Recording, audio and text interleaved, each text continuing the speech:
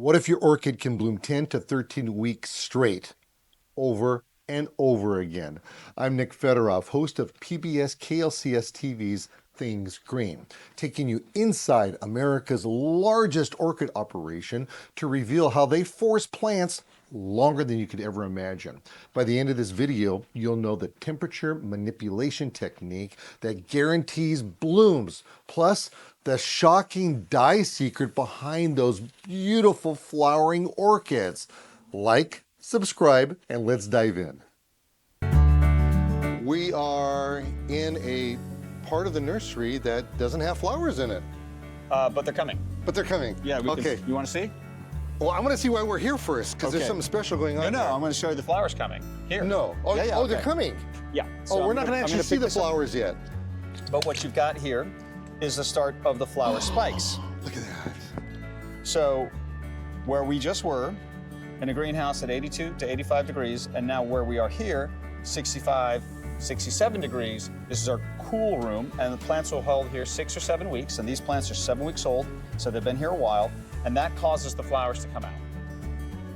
And so this is actually probably the main reason why these Phalaenopsis orchids are the most common orchid grown commercially. In fact, well over 90%, probably in the United States, of all orchids are Phalaenopsis orchids. There's lots of other kinds, but Phalaenopsis is what you're most likely to see. And the reason for that is, almost unique among orchids, we can get these to flower exactly when we want. No. So by keeping them at 82 degrees, they will not flower, but by dropping them to 65, they absolutely will all set their flower, and they will all flower in about 18 to 18 and a half weeks from the time they arrive here to shipping. Okay, so now this right here, we're calling a spike? A flower spike, yes. It's called a flower spike. Yeah. How many flowers is going to come from this thing? Do we know? Depends. We like to see, for our grading purposes, on a plant like this, we like to see 7 or 8. But it can do 12, 15, even more. If it's lower than the 7 or 8, we'll probably, it won't make our top grade. We have a certain specific standard that we have for top grade. They'll need 2 spikes with 7 flowers each to be our top grade. Now, I noticed that every 20 seconds or so, we are getting baptized. Yes, So lightly. Yeah, you've got some sprinkling going on over here. Did I put that on right? It clicks up. Oh, we got a little bit of a root stuck in there. That's what's causing that to stop. And so we have misting that's going on. It actually looks pretty ominous when you go real far over there. I don't know if you could tell or not. Yeah, that was about Part of 20 the cooling seconds. process That's to keep part the of the cool temperature down. This assures 100% flowering. If you've got a plant at home that's resting, it gets cool enough sometimes at night, it should just be fine. It doesn't need to be this exact. We're doing this at this very, very exact narrow range of temperatures to get the optimum result. So we're technically forcing these plants to bloom. So you can actually force a Phalaenopsis to bloom any time of the year? Absolutely. 365 days a year we're shipping orchids. That is too cool. All right, where to next, Dad? This is exciting. Let's go see some flowers. Real flowers? Yes. Ah, we're gonna see some flowers. This is awesome. So this is actually pretty interesting. So I'm noticing that you have some thematic things going on over here, and one of the thematic things is that you're very conscientious where the water is being placed. You're very conscientious the fact that you're using all of the medium and reusing it or using it, making sure it's not go to waste. I see that you're doing these kind of things with the sticky traps. I also see that, you know, the technology that we had talked once before that's going in over here. So it seems to me that you've got an environmental or maybe sustainable kind of theme going on here that you're not telling us about. Talk to me about that a little bit. Fair enough. We do have a focus on sustainability. It's just being a responsible person, but it's also good business sense in a lot of ways. I think one thing that you didn't touch on, which is kind of cool to see here, is that Phalaenopsis orchids all get irrigated from above through a sprinkler above. Just as epiphytic plants, you can't drip feed them. You can't feed them from below like in a flood system that you might otherwise see. But what we do, this floor that we're walking on, recaptures all the water. So this is a permeable plastic permeable floor, and underneath that is an impermeable piece of plastic. water gets trapped between that. And as you walk, you might notice a slight slope in the floors. Well, it all slopes to the center. There's a French drain pipe in there that collects the water that all gets fed into the corner in each greenhouse. Over here, there's a tank there that pumps it all through another holding tank, goes through a sand filter, goes through a UV filter to kill out any pathogens, and then we'll reuse all the water. About 70% of the water that we give here passes through the plant. That's just the nature of that much. Right, Well, and we you know recycle all of that. Okay, so look at, there's barely a mist coming out. There's barely a mist coming out, and you still find it responsible to capture 70% of that? That's the mist, that's not the irrigation. The Oh. white pipe above us, here's the irrigation. So Phalaenopsis, this up here is the irrigation. So that will water about once a week. And when we water. It's like a heavy, heavy drenching rain for about 30 or 40 minutes on the crop. It really soaks it full. As a matter of fact, if I'm looking at this was probably irrigated yesterday. If I look at the state of the bark here. And as you can see, floor is bone dry. It's captured all the water. It's also good. It's also makes for a nice, drier environment. It's healthier for the plant that way too. I see. Yeah. Okay. All right, well, that sure cleared that one up. But then I'm thinking, wait a minute, this mist not doing a whole lot, but you have all this water that's being whooshed down in between these different membranes into a French drain. You're taking it, you're collecting it, and then once it's in a collector, I guess you have it in a big cistern or something? Yes, and it goes through a sand filter and it goes through a UV filter, so UV light to kill any pathogens, bacteria, virus, fungus that might be in there. We're testing that constantly. It works very well. So if you were in the middle of a desert and you really needed to drink the water, you could drink that? Well, there's fertilizer in it, so I wouldn't advise it. So we won't do that. Yeah, Okay. but not a lot. Because orchids grow so slowly, you're not using a lot of fertilizer. Okay. So we're here in this stage right here, and we're starting to see some budding coming out. Yes. Okay, as opposed to what we saw earlier, those were little itty bitty ones like this. Yes. Now we're at a bigger stage. Now we're looking at, this is 12, 18 inches, right? So the end height on these plants is probably a little taller than the end height on these plants. On this size is typically around 24, 25 inches is a pretty common height for this variety, for this sort of class of plants that we're growing. So I'm still seeing the theme of this plastic container with the sleeve on it. Yes. And so how long does this stay together, or do you sell it in this? So just checking this, these are 12 weeks out. And so in about 3 weeks, 15 weeks typically, we stake them, we sort them. So we're gonna sort the plants. That's How many right. flower spikes does it have? Does it have any physical damage on it? Does it make the A? We have a 2A grade, an A grade, and a V grade. This probably is gonna make our 2A grade. We see around 70 to 75% of our plants are top grade. At that point, they'll get graded, they'll get sorted, and then they will take the collar off. Then it's another week or two until they're fully flowered. They're moving down to the last range. We'll go there in a little bit. And they get packed up as a finished product, almost always with some sort of cover pot on it, in a sleeve, a care tag, in a box. What happens to this? Gets reused. You reuse it? Yes, absolutely. Okay, nice. So that's a part about that sustainability thing again. Well, they also cost Recycle, 5 or reuse 6 it. cents a pop. Yeah. I'd rather have you reuse them than pass the price on to me, I'll tell you that much. Yes. Okay, so we have all these. I see that we're intermittently blooming here and there. Is that a good thing or a No. bad thing? No, these plants might have been up against a wall where it got a little bit warm, that they got a little bit not the ideal climate. As you look at other tables, this is actually a little bit unusual. If you look at other tables, you don't see a lot of this. Okay. Now I see these over here have stakes on them. Yes. And you guys are clipping the stakes now, right? You're not using any kind of twisty ties or anything? These actually come with the little clips on them already. Works faster. So the team who's I doing see. this, they're moving through 100 to 110 plants an hour. That Okay, they're setting so up. like during that whole planting, like we saw with the planting, they're buzzing through those real quick, buzzing these through real quick. You don't want anybody to necessarily be hanging on to these plants. Besides, less human touch right now is a good thing for them anyhow. Right? Well, I must say that, for us having a good and healthy working environment is really important. We're tracking labor on stuff. We're trying to make things as efficient as possible. What we're not doing is paying piece rate or trying to flog these things through. Yeah. It's still just keep it a nice, easy, even pace.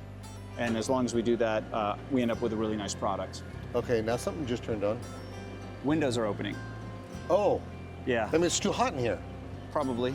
Yeah. Really? Just a little bit too warm. The sensors notice it, and now they want to open a little bit. I thought it was my pacemaker that I don't have quite yet that started opening.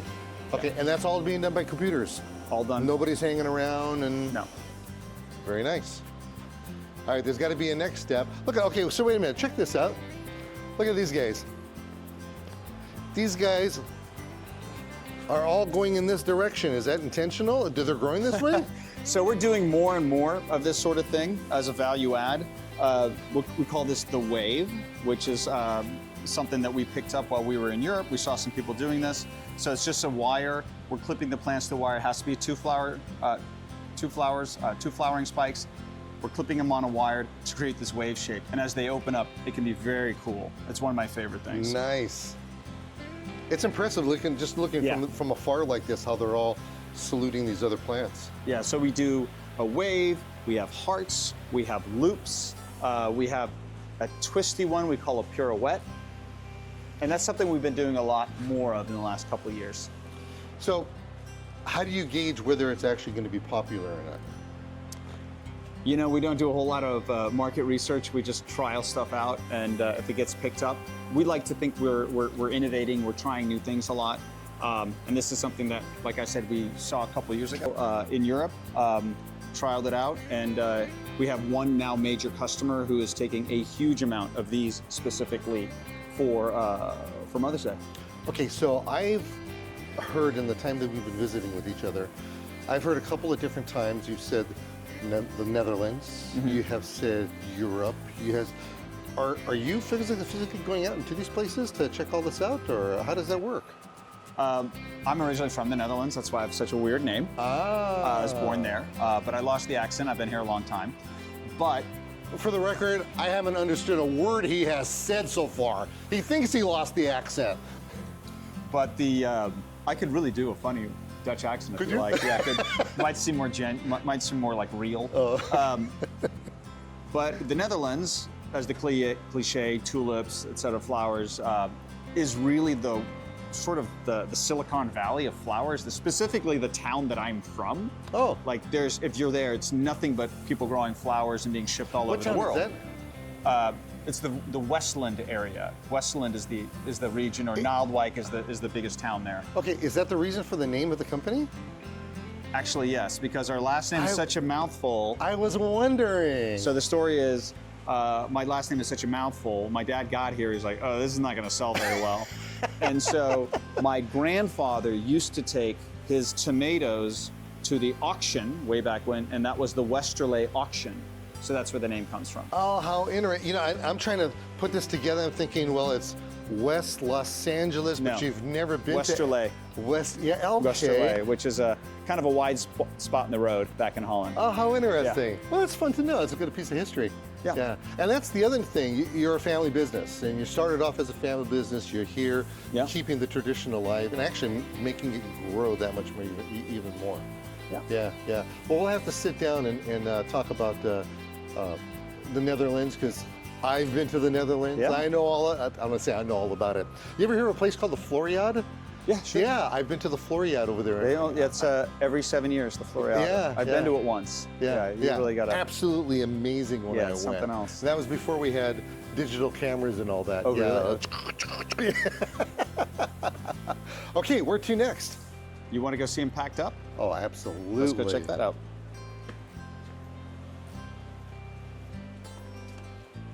So this is something else, another cool thing. This is one thing that we did not see somewhere else and take. This is something we actually invented ourselves. This is a bramble. So what we do is we use these little frames, and this is actually patent pending, to create a plant that then sort of spirals on its own. They're a little difficult to ship. I'm going to try to take the frame off here so you can get a better view of it. But, well, that's going to be hard to do without breaking something. Let's see, you got this one on here still. Oh, we don't have to sacrifice it. Yeah.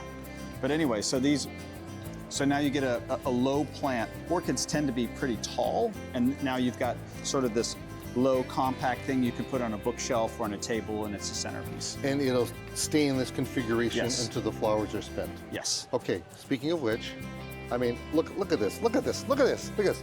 It's amazing. The colors, I can't tell you, and I can't show you how vibrant this is, other than saying, look. So how long do the flowers actually last on the orchid? I'm going to say with proper care, you're looking at 10 to 13 weeks. Okay. If you're with proper care, you're also going to be able to get it to reflower. Now, if you don't get it to reflower, you know, I think it's still pretty good value, but you know, people who do get them reflowered are probably our biggest fans and our best customers.